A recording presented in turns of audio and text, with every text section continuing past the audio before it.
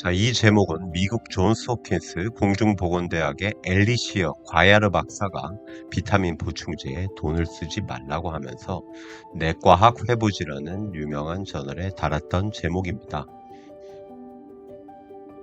비타민은 체내에서 만들어지지 못하기 때문에 반드시 외부에서 섭취해야 하는 필수 영양소입니다. 그런데 비타민 섭취에서도 중용이 꼭 필요합니다. 비타민 A는 주로 생선, 달걀, 우유, 녹황색 채소와 과일에 많이 들어있는데요. 중용의 범위는 남자에서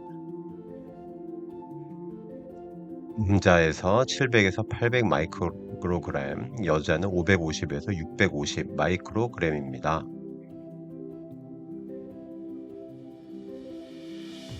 중용에서 좌측으로 벗어나서 부족해진다면은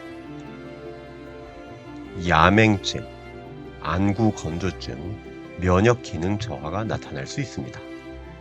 반대로 중용의 우측 극단으로 치우쳐서 3000 마이크로그램 이상으로 과다 섭취해 버린다면 간 독성과 골다공증이 나타날 수 있습니다.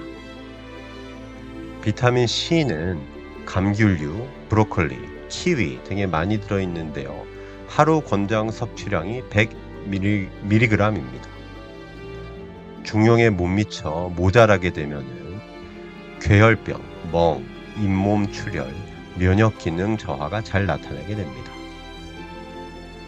자, 비타민 D는 성인기에 필요량이 하루에 400 IU 필요하고 65세 이상으로 늙게 되면 600 IU 이상이 필요해집니다.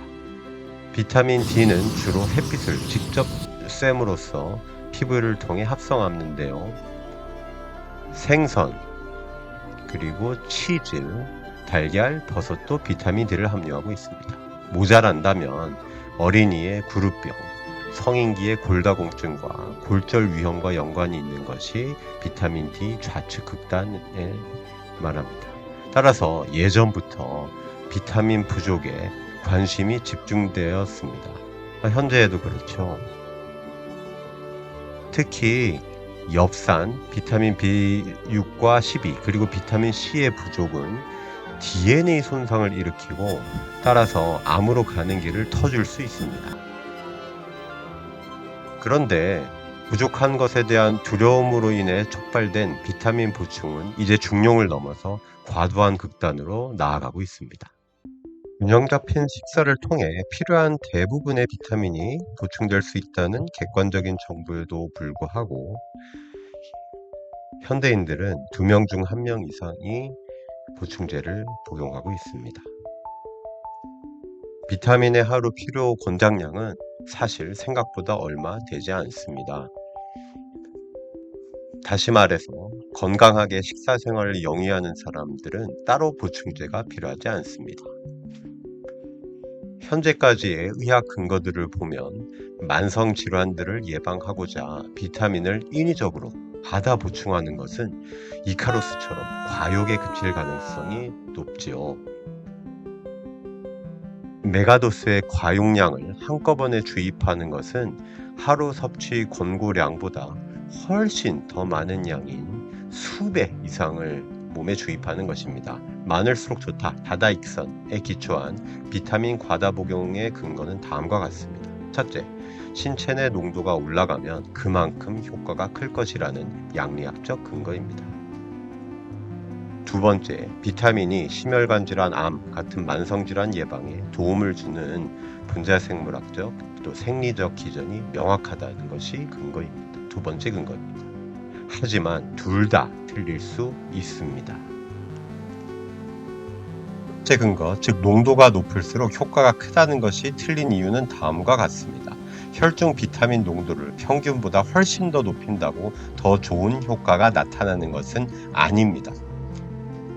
비타민 C나 D 농도가 낮은 것은 분명히 만성질환과 연관이 있습니다. 그래서 농도를 올리면 만성질환의 위험에서 벗어날 수 있다고 생각하는 것은 당연할 수 있겠습니다. 하지만 아쉽게도 로마의 철학자 세네카가 말했듯이 땅에서 별로 가는 쉬운 길은 없습니다. 즉 중용에 해당하는 양이나 농도를 그 이상, 즉 우측 극단으로 올린 경우나 효과는 비슷했기 때문입니다. 신체 내의 영양소 농도가 실제 영양소가 잘 저장된 것인지와 일치하지 않을 수 있으며 우리 몸에 효과를 제대로 나타내는지 반영하지 못할 수 있습니다. 대표적인 예로 비타민 D 고용량 요법으로 체내 농도를 확 끌어올린 노르웨이 임상 시험에서 정작 참여자들의 혈압, 콜레스테롤 수치는 개선되지 못했습니다. 비타민 보충제가 분명한 생리적 기전을 보여주지 못한 셈이죠. 덧붙여 비타민이 가진 항염증, 항산화 효과는 단일 성분으로 가능한 것이 아니라 음식에 들어있는 다른 영양소와의 협업으로 나타나는 사실이 두 번째 근거가 틀린 이유가 되겠습니다. 비타민 B의 일종인 엽산의 경우도 음식을 통해 얻어야 분명한 효과를 나타내며 단일 성분만이 든 알약은 건강상의 이득, 특히 만성질환에 대한 이득은 주지 못합니다. 대표적인 예가 췌장암의 예방을 들 수 있습니다.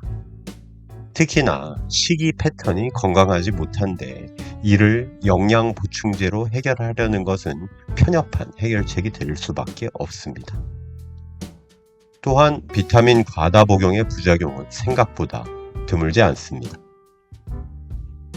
2014년 미국 독극물 통제센터에서는 건강위해 물질 25개를 추론했는데요. 비타민은 이 중 12위에 해당되었습니다.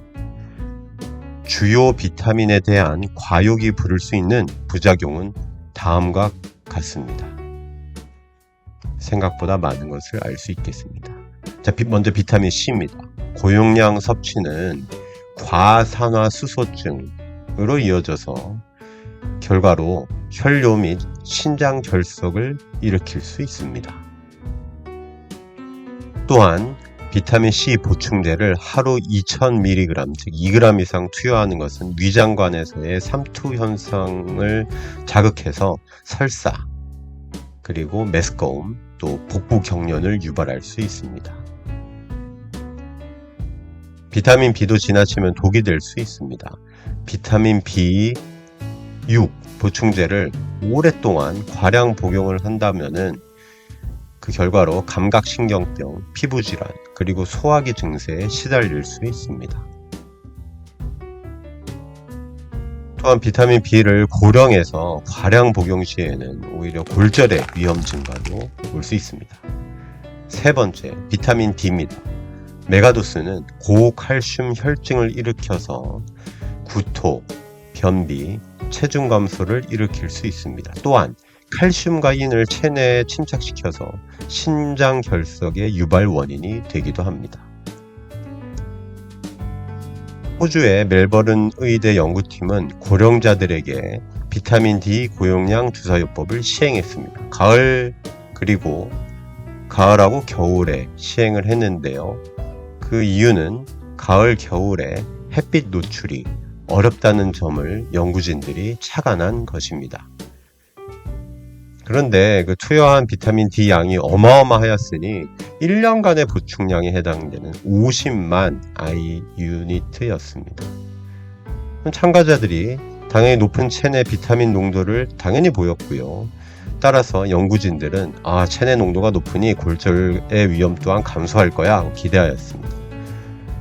하지만 반전이 있었으니 높게 증가된 비타민 D의 체내 농도에도 불구하고 오히려 이 고령자에서의 비타민 D 메가도스는 골절 위험을 26% 증가시켜 버렸습니다. 서두에 썼던 표현을 다시 말하고 싶네요. 이제 그만하면 충분해.